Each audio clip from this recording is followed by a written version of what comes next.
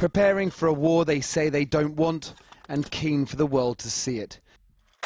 The latest pictures pumped out by the Russian Defence Ministry of yet more men and machinery performing drills on the Ukrainian border. This week, though, the UK will intensify diplomatic efforts to quieten the drumbeat to war. In the coming days, the Prime Minister will telephone Russian President Vladimir Putin. This is the last time they met in January 2020. And Boris Johnson will visit Eastern Europe this week too, where he'll repeat the need for Russia to, quote, engage diplomatically, according to Downing Street, and, quote, reiterate the need for Russia to step back.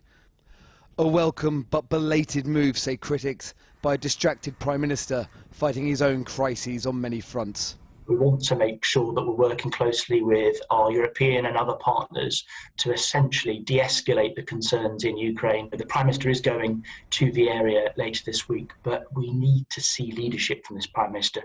And frankly, at the moment, his priority is saving his own skin.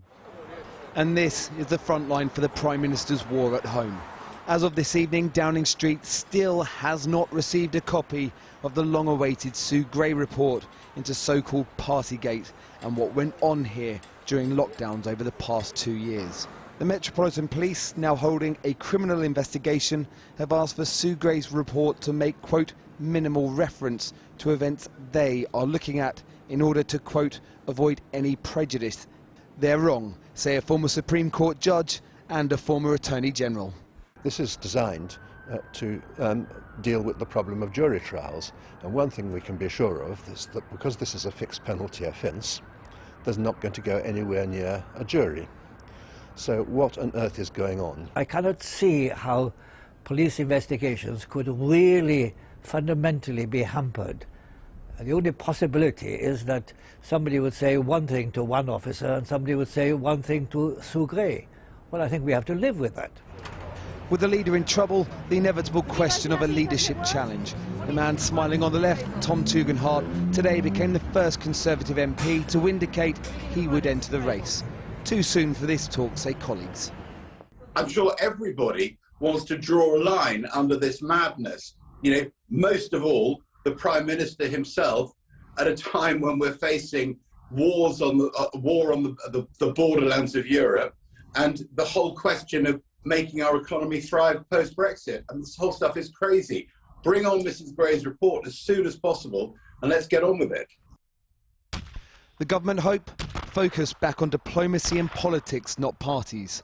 The fear, the pages that eventually land on the Prime Minister's desk are more dangerous for his career than a war. Well, with me now is Caroline Slowcock, who was Private Secretary to two Conservative Prime Ministers, Margaret Thatcher and John Major, and Dal Babu, a former Metropolitan Police Chief. Thanks both for joining us. Caroline Slowcock, for weeks we've been told, hang on for Sue Gray's report. But if it now comes so redacted because of the police inquiry, is there any point? Well, it's the worst of all worlds, isn't it? And somehow we seem to have lost the kind of plot, because this was a report which was commissioned essentially by the Prime Minister, but ultimately by Parliament, for him to account to Parliament for whether he'd lied to Parliament and what was actually going on. And a redacted report isn't going to allow Parliament to look at the evidence that it needs to reach this decision, which affects all of us. If the Prime Minister has lied, then he should resign. He's not fit for office. I mean, Dal Babu, oh, sorry. And, I find it mystifying that the Met have made this decision to interfere with that. Well, Dal Babu, the police are now finally investigating reports of these potentially illegal parties at Downing Street. Is there justification? Is it pretty standard that they might ask for nothing to be made public which might prejudice this investigation? Well, we're essentially looking at a fixed penalty notice offence, which is an entry-level offence. When I was a probationary PC, I was given a book of fixed penalty notices, kicked out of Tottenham Police Station and sent off to complete them, and then come back once they've been done. It's what probationers do, so this is not complex legislation.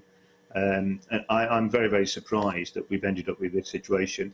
I think what should have happened right at the beginning, in November, when you had images of COVID breaches, the police should have gone in there and issued fixed penalty notices. It would have been the end of the matter there, and here we are 3 months later, now talking about reports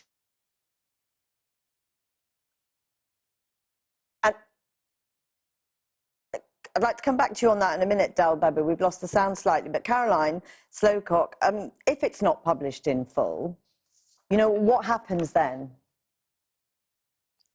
Well,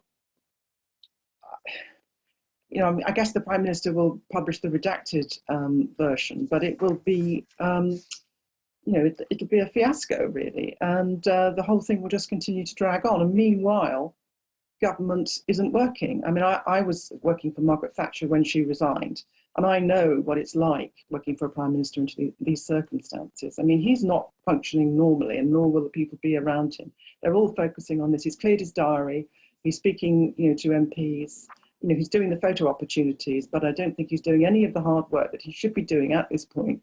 You know, when we're facing potentially an invasion in Ukraine and lots of very, very pressing domestic issues as well. Government is floundering, and we need a resolution of this quickly. And I think the public too need a resolution of this. I think they've made up their mind long ago.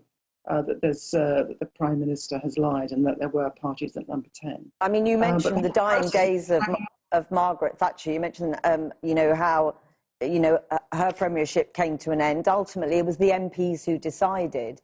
Do you think, regardless of Sue Gray, ultimately it will be his own MPs who decide his future? Yes, I think it will be. And many of them have said that they wanted to see the full Sue Gray report, and then, you know, a redacted version isn't going to provide them with what they said. It gives them an excuse for just, you know, waiting until the police report comes. But of course, the police report is into individual misdemeanors, essentially. It's not this complete picture which Parliament needs.